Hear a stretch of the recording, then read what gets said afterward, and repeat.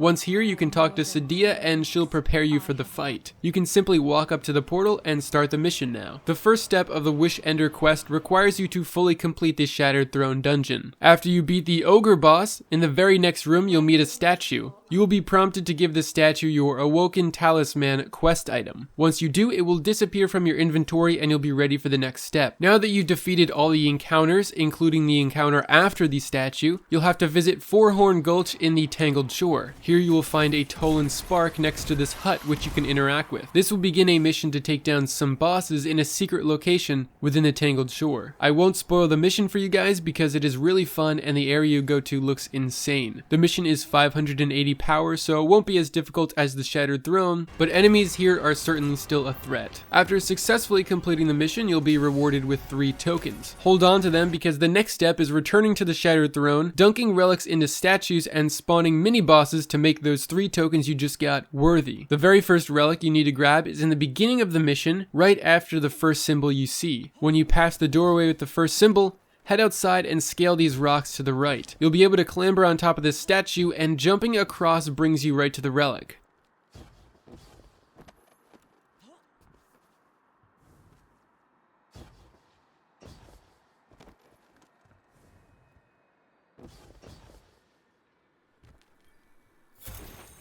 Once the relic is acquired, you'll need to get it to the adjacent temple building by either running it yourself or getting some sweet style points and throwing it. If you're going to throw it, once your teammates are across from you, set the bottom line of the reticle just over their username to make a perfect throw. In this video I aimed a little too high and almost missed them, but the radius in which the ball locks onto a target is pretty forgiving. You can then simply jump across this statue to join your teammates.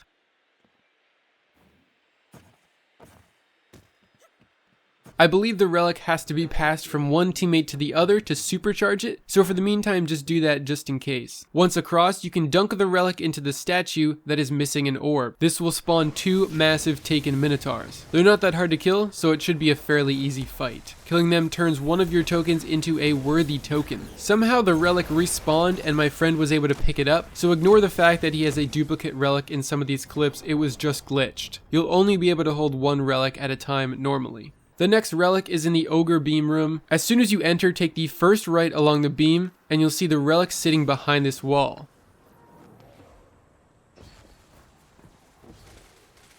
Have your teammates clear the ogres and progress slowly. If you lose the relic, it will respawn in the same place you picked it up. You can also supercharge the relic and throw it at one of the ogres to do a ton of damage. Once the ogres are clear, it is safe to progress. Head to the statue on the right of the room, and after passing the relic once, dunk it into the statue. There will be no boss here. This is just to activate the door for a future boss we'll need to kill.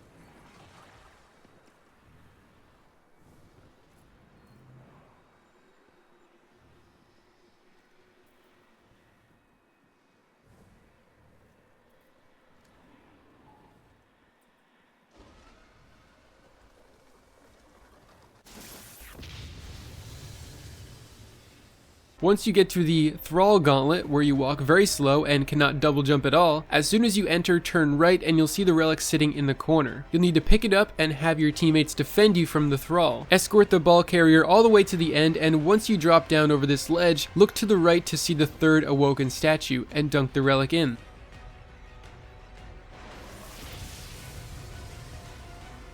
Head straight from here and you'll end up in the now open room where you have to defeat all of the enemies and summon the boss to make your second token worthy.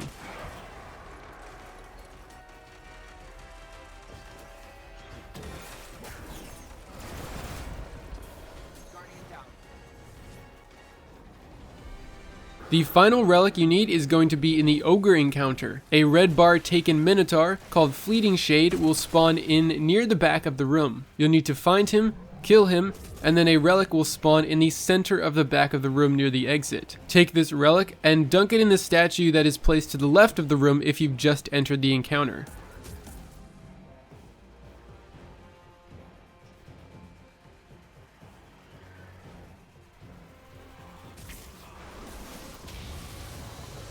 This will spawn a second ogre that you have to kill and make your final token worthy. All you have to do after that is finish the ogre encounter. Thankfully, this dungeon has checkpoints. Not many of them, but they are there. It will checkpoint you at certain encounters, such as right before you climb the tall staircase to kill the last architect, at the giant ogre fight, and at the final encounter. At least those are the ones I've found. This means, for example, if you get to the ogre fight but just can't beat it that day, and you want to come back at a higher level, you can simply abandon the activity, and when you load back up, you'll have the ogre checkpoint. So now that you've defeated the ogre, head into the next room and talk to the statue again. You'll need to get pretty close to interact, and once you collect the loot, you'll receive the Wish Ender exotic bow. Now that you have the Wish Ender, you'll be able to destroy those taken eggs you find everywhere in the Dreaming City. Shooting the eggs will grant you Dreaming City armor and weapons. I will make a guide for the location of all of these eggs as soon as I can get around to it. If you go out the door past the statue and turn right, there is actually an egg sitting there that you can test this out on. So there you have it. A very tough and very fun challenge for a very powerful exotic weapon. I hope you all enjoyed, and good luck getting your Wish Ender.